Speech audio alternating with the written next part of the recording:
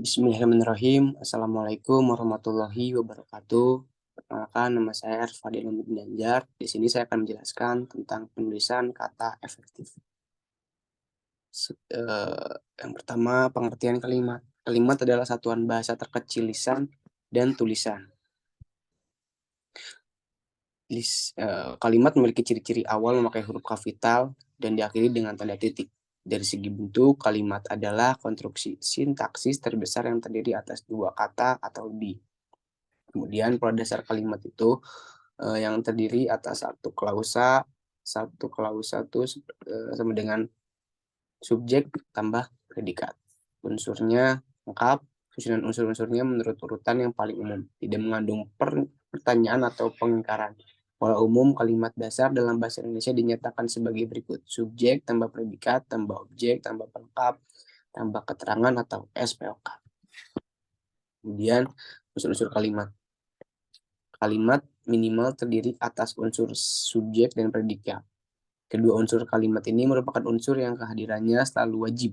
Unsur kalimat dibedakan menjadi dua, yaitu unsur wajib yang terdiri atas konstituen kalimat yang tidak dapat dihilangkan. Misalnya dalam kalimat barangkali mereka menghadiri pertemuan itu kemarin sore. Bentuk mereka menghadiri pertemuan itu termasuk unsur wajib. Unsur tak wajib yang terdiri atas konstituen kalimat yang dapat dihilangkan. Seperti pada contoh sebelumnya, kata barangkali dan kemarin sore termasuk dalam unsur tak wajib. Unsur-unsur kalimat. Kemudian berikutnya merupakan unsur kalimat secara lengkap. Yang pertama ada subjek, biasanya berupa nomina, frasa nomina, klausa, atau verbal. Sedangkan predikat merupakan konstituen pokok yang disertai konstituen subjek. Predikat biasanya berupa frasa verbal atau adjektiva. Pada kalimat berpola SP predikat dapat pula berupa frasa nomina, frasa numeral, atau frasa proporsional. Kemudian ada objek. Objek adalah konstituen kalimat yang kehadirannya dituntut oleh predikat yang berupa verba transitif pada kalimat aktif. Kemudian ada keterangan, merupakan fungsi sintaksis yang paling beragam dan paling mudah berpindah letaknya. Dan terakhir ada pelengkap, yang dicampur adukan dengan objek. Contohnya seperti apa? Contohnya seperti dia mengirimi ibunya uang. Dia sebagai subjek, mengirimi sebagai predikat, dan ibunya sebagai objek, dan pelengkapnya itu uang. Kemudian ada SPO plus keterangan. Seperti Pak Raden memasukkan uang ke bank. Subjeknya Pak Raden, predikatnya memasukkan, objeknya uang, sedangkan keterangannya itu ke bank. Adapun jenis-jenis kalimat dapat ditinjau dari berbagai sudut berdasarkan jumlah klausanya, bentuk sintaksisnya, kelengkapan unsurnya, susunan subjek, dan predikatnya.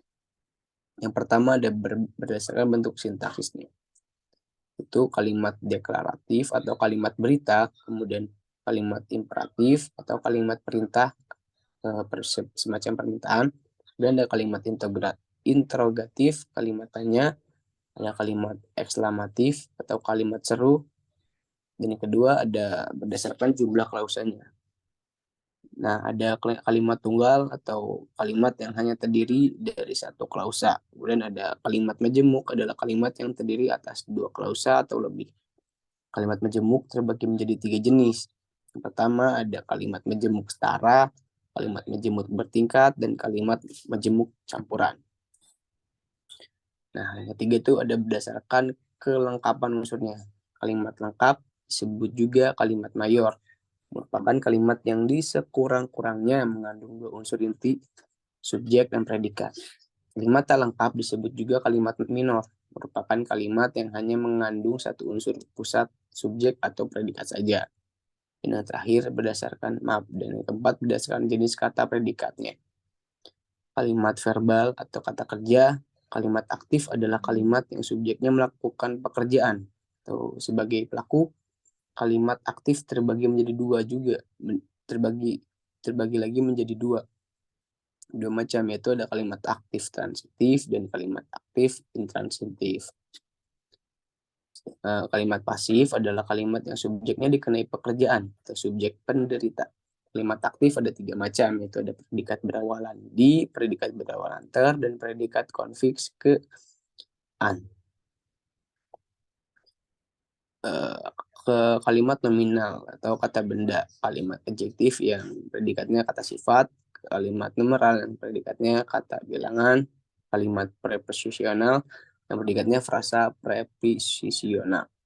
Dan yang kelima, berdasarkan bentuk ujarannya. Terbagi menjadi dua, yaitu kalimat langsung dan kalimat tak langsung. Dan yang terakhir, berdasarkan posisi subjek dan predikat, ada dua, yaitu kalimat biasa dan kalimat inversi.